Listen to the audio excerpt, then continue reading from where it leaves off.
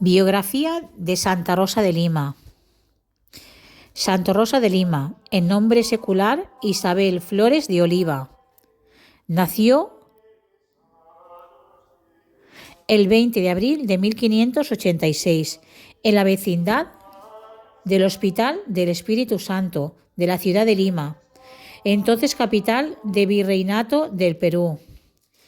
Era hija de Gaspar Flores, un arcabucero de la Guardia Virreal, natural de San Juan de Puerto Rico, y de limeña María de Oliva, que en el curso de su matrimonio dio a su marido otros 12 hijos.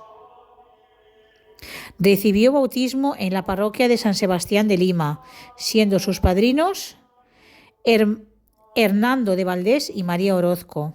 En compañía de sus numerosos hermanos, la niña Rosa se trasladó al pueblo serrano de Quibes, localidad andina de la cuenca de Chillón, cerca de Lima, cuando su padre asumió el empleo de administrador de un obraje donde se refinaba mineral de plata.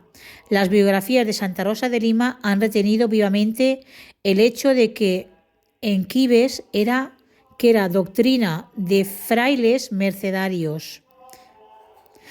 La futura santa recibió en 1597 el sacramento de la confirmación de manos del arzobispo de Lima, Santo Toribio Alfonso de Mogrovejo, quien efectuaba una visita pastoral en la jurisdicción. Aunque había sido bautizada como Isabel Flores de Oliva, en la confirmación recibió el nombre de Rosa, apelativo que sus familiares empleaban prácticamente desde su nacimiento por su belleza y por una visión que tuvo su madre en la que el rostro de la niña se convirtió en una rosa. Santa Rosa asumirá definitivamente tal nombre más tarde, cuando entendió que era Rosa del Jardín de Cristo y adoptó la denominación religiosa de Rosa de Santa María. Ocupándose de la etapa oscura en la biografía de Santa Rosa de Lima, que corresponde precisamente a sus años de infancia y primera adolescencia, en Quibes, Luis Millones ha procurado arrojar nueva luz mediante la interpretación de algunos sueños que recogen los biógrafos de la santa. Opina Millones que esa pudo ser la etapa más importante para la abstracción del entorno económico y de las experiencias culturales que condicionaron la vida de la familia Flores Oliva en la sierra, en un asiento minero vinculado al meollo de la producción colonial. Probablemente esa vivencia, la visión cotidiana de los sufrimientos que padecían los trabajadores indios, pudo ser la que dio a Rosa la preocupación por remediar las enfermedades y miserias de quienes creerían luego en su virtud. En Lima, ya desde su infancia se había manifestado en la futura santa su vocación religiosa y una singular elevación espiritual.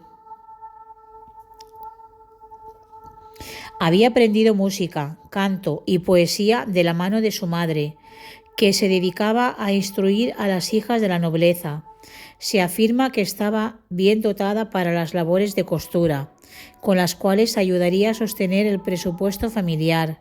Con el regreso de la familia a la capital peruana, pronto destacaría por su abnegada entrega a los demás y por sus extraordinarios dones místicos. Por aquel entonces, Lima vivía un ambiente de efervescencia religiosa al que no fue ajeno Santa Rosa. Era una época en que abundaban las atribuciones de milagros, curaciones y todo tipo de maravillas por parte de una población que ponía gran énfasis en las virtudes y el ideal de vida cristiano. Alrededor de 60 personas fallecieron en olor de santidad en la capital peruana entre finales del siglo XVI y mediados del siglo XVII. Ello originó una larga serie de biografías de santos, beatos y siervos de Dios, obras muy parecidas en su contenido, regidas por las mismas estructuras formales y por análogas categorías del pensamiento. En la adolescencia, Santa Rosa se sintió atraída con singular fuerza por el modelo de la dominica Santa Catarina de Siena, mística toscana del siglo XIV. Siguiendo su ejemplo, se despojó de su atractiva cabellera e hizo voto de castidad perpetua, contrariando los planes de sus padres, cuya idea era casarla. Tras muchas insistencias, los padres desistieron de su propósito y le permitieron seguir su vida espiritual. Quiso ingresar en la orden dominica, pero al no ver ningún convento de la orden en la ciudad, en 1806 tomó el hábito de terciaria dominica en la iglesia limeña de Santo Domingo. Nunca llegaría a recluirse en un convento. Rosa siguió viviendo con sus familiares, ayudando en las tareas de la casa y preocupándose por las personas necesitadas. Bien pronto tuvo gran fama por sus virtudes, que explayó a lo largo de una vida dedicada a la educación cristiana de los niños y al cuidado de los enfermos. Llegó a instalar cerca de su casa un hospital para poder asistirlos mejor. En estos menesteres ayudó al parecer a un fraile mulato, que como ella estaba destinado a ser elevado a los altares, San Martín de Porres. Fueron muy contadas las personas con quienes Rosa llegó a tener alguna intimidad.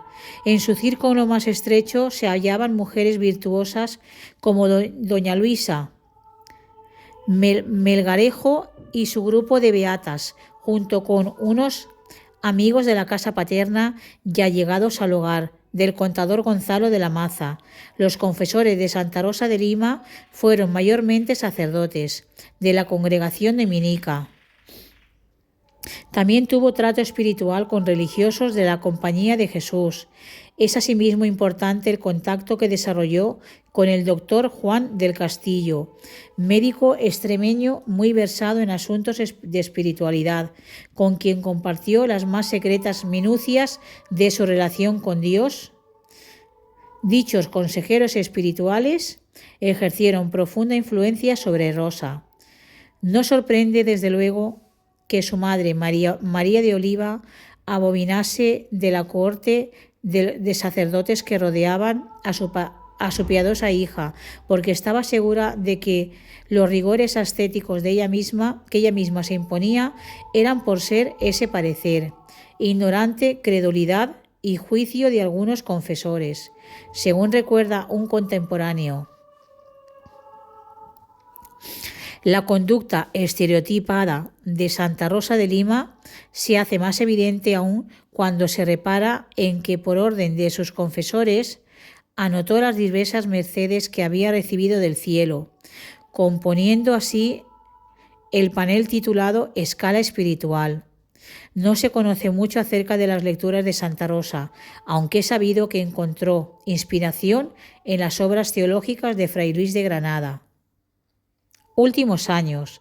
Hacia 1615, y con la ayuda de su hermano favorito, Hernando Flores de Herrera, construyó una pequeña celda o ermita en el jardín de la casa de sus padres.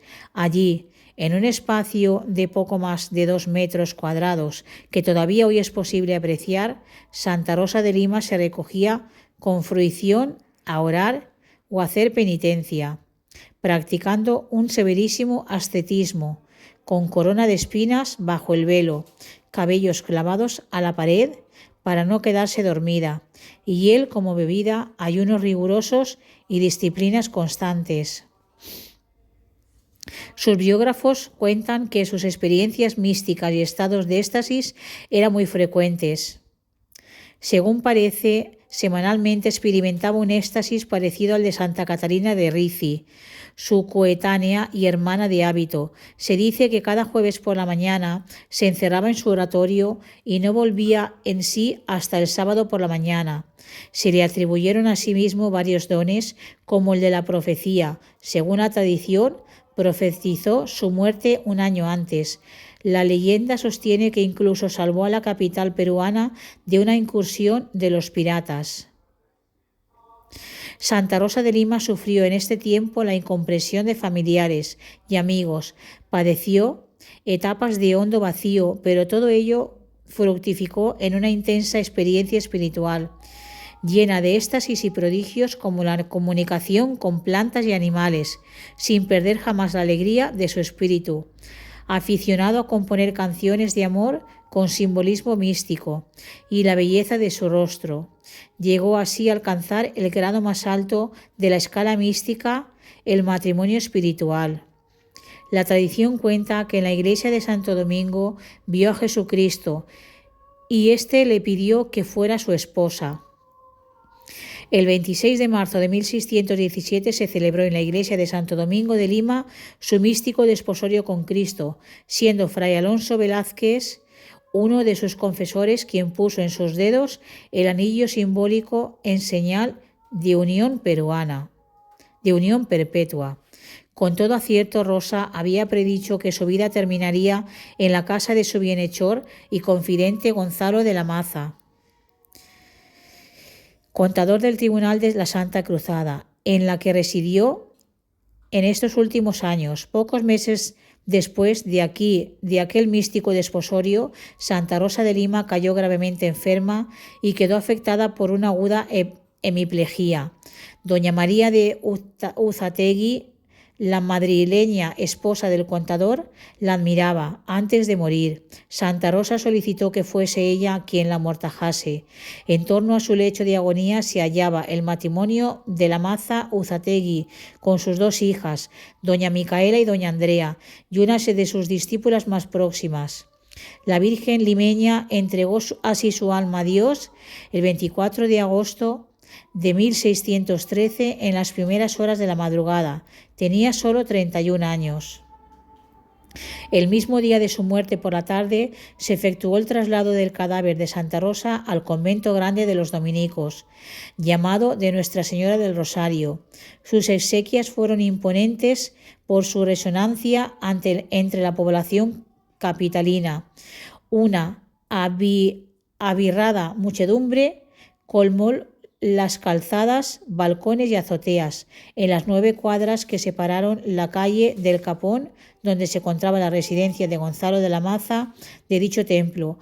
Al día siguiente, 25 de agosto, hubo una misa de cuerpo presente oficiada por don Pedro de Valencia, obispo efecto de La Paz, y luego se procedió sigilosamente a enterrar los restos de la santa en una sala del convento, sin toque de campanas ni ceremonia alguna para evitar la aglomeración de fieles y curiosos. El proceso que condujo a la beatificación y canonización de Rosa de Lima empezó casi de inmediato, con la información de testigos promovida en 1617-1618 por el arzobispo de Lima, Bartolomé Lobo Guerrero. Tras 5 décadas de procedimiento, el Papa Clemente IX la beatificó en 1668 y un año después la declaró patrona de Lima y de Perú. Su sucesor, Clemente X, la canonizó en 1671. Un año antes la había declarado además patrona principal de América, de Filipinas y las Indias Orientes. La festividad de Santa Rosa de Lima se celebra el 30 de agosto en la mayor parte de los países, pese a que el Concilio Vaticano II la trasladó al 23 de agosto.